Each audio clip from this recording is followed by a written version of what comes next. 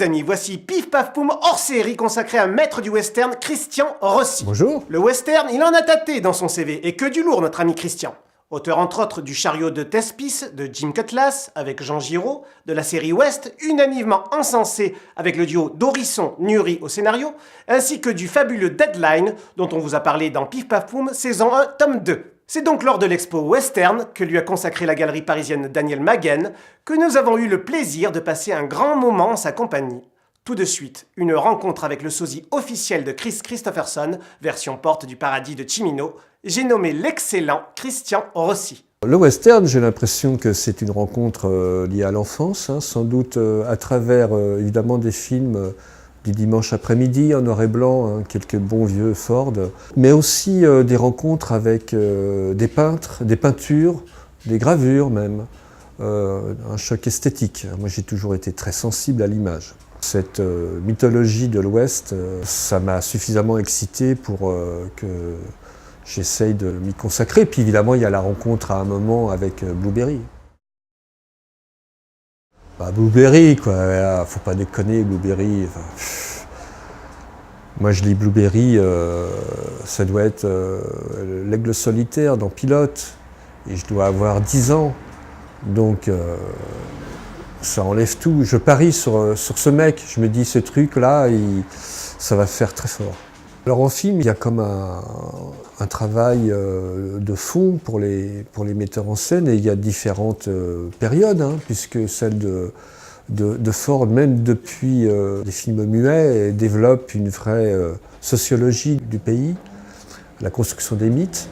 Mais après, le mythe de l'Ouest est saisi pour des discours politiques plus ou moins crédibles par d'autres metteurs en scène, jusqu'à arriver à des vues individualistes et très, semble-t-il, très cyniques, très désenchantées, celle de Léon, avec une esthétique qui a renversé la table. Des films qui sont étudiés après dans les écoles de cinéma américaines, avec tous les petits Tarantino qui essayent de s'aligner derrière. Donc le western se prête à une esthétique, à des histoires, à des grands thèmes. C'est de l'opéra en plein air, avec en plus un personnage extraordinaire qui est le paysage.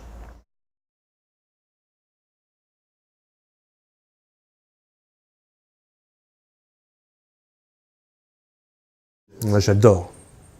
Pat Garrett, alors là, à un moment on sent vraiment ce que pouvait être l'idée de la frontière. Donc on voit, c'est Coburn qui doit faire Pat Garrett, qui est sur son cheval, qui passe de patelin en patelin en suivant finalement à la trace le Kid. Il ne se presse pas, les distances sont longues, il arrive dans un saloon, il ne mange pas, on lui amène une bouteille de scotch, il se biture comme c'est pas permis, et il monte à l'étage avec 2 filles, quoi. Alors c'est de l'imagerie, mais il y avait ce côté de quelque chose de très aride, où le temps est arrêté, effectivement, et où une chasse à l'homme n'est pas un truc rapide.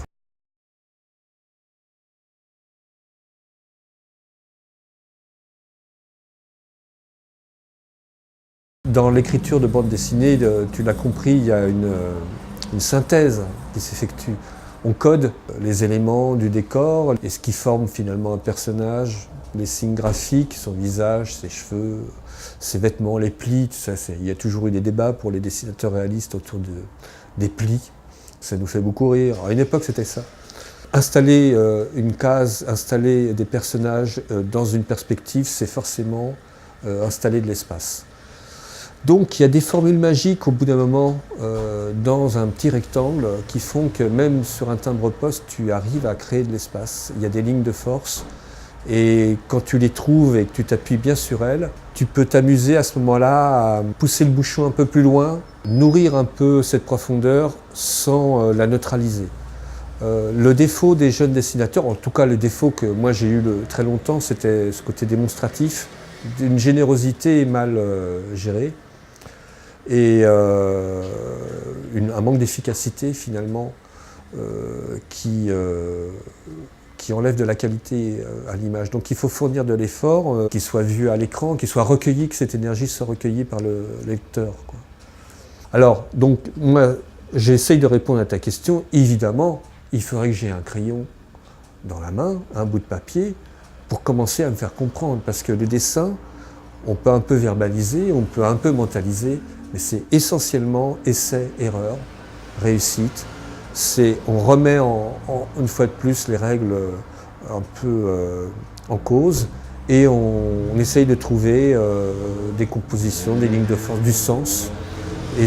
Et on peut se rendre compte à un moment que là on a avancé dans un domaine et qu'à d'autres moments on est dans une impasse.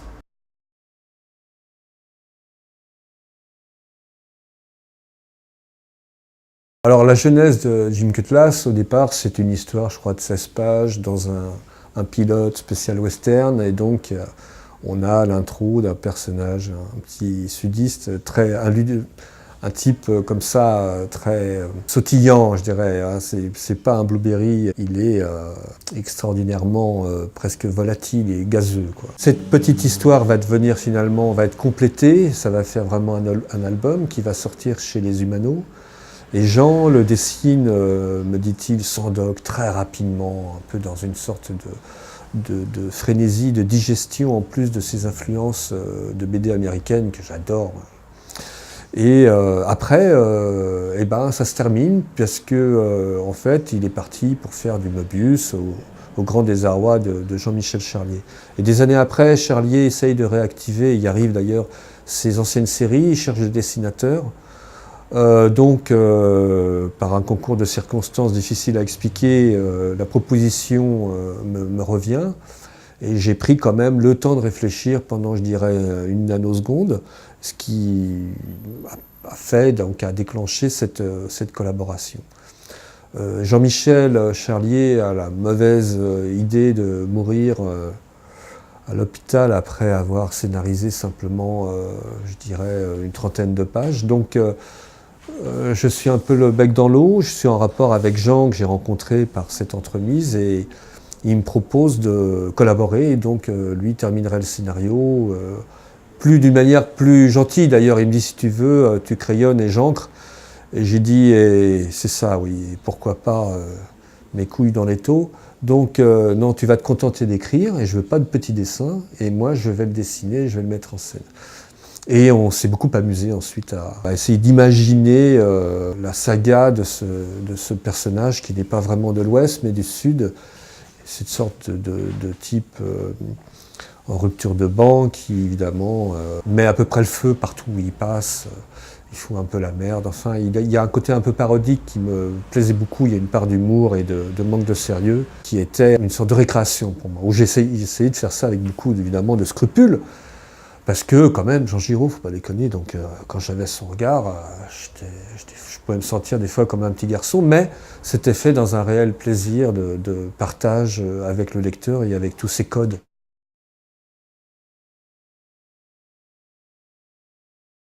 Alors voilà une bonne opportunité. Daniel Maguen m'a proposé en fait une exposition sur le thème que je souhaitais, donc une série d'images et d'une façon tout à fait improbable, j'ai choisi donc l'imagerie du western. C'est étonnant, n'est-ce pas?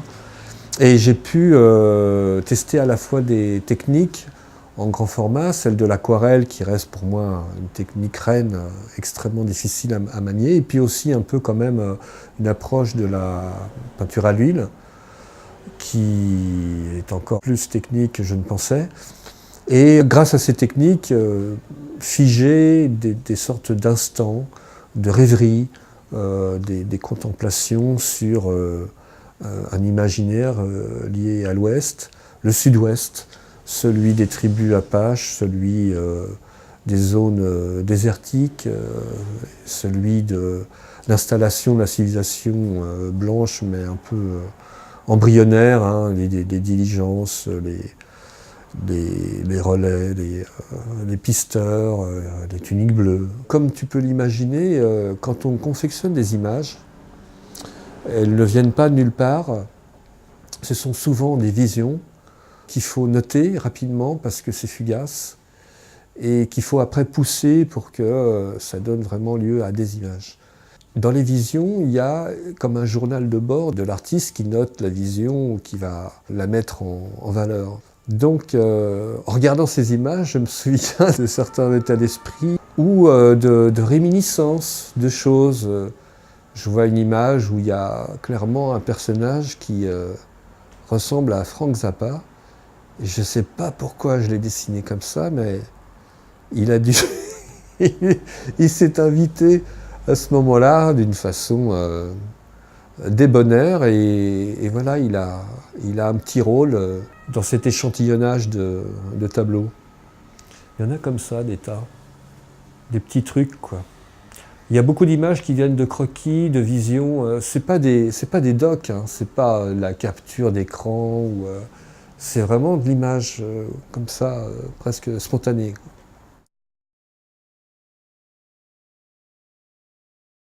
Alors là, je suis en train de travailler sur une longue histoire de 150 pages sur le thème des Amazones. Et ça va sortir début 2018. Ça s'appelle Le cœur des Amazones. C'est une très belle histoire qu'une scénariste, Géraldine Bindi, m'a proposée et qui reprend le thème de la guerre des sexes, une société de femmes guerrières, solidaires, protégées dans une forêt fantastique. Non loin d'une grande ville assiégée qui s'appelle Troyes. C'est un projet qui me tient beaucoup à cœur, où j'ai travaillé avec une autre technique, une technique à base de sépia. Avec l'aquarelle, non, tu commences du plus clair et tu ne pas là. Là, tu as une sorte de truc. Par contre, le moindre accident, ton trait se barre. Donc tu joues avec ta goutte d'eau si tu veux. C'est quelle méthode là? C'est du brou de noix qui est un colorant, normalement c'est un truc pour teinter les meubles, tu vois. Ah ouais. Ouais. C'est un colorant naturel. Sur des très grandes planches, avec une grande place laissée à l'image et à la beauté féminine. Et elles sont plutôt agréables à regarder et elles sont surtout pleines de caractère et pleines d'émotions. Voilà, pour cette fois-ci, c'est fini. À bientôt pour de nouvelles aventures.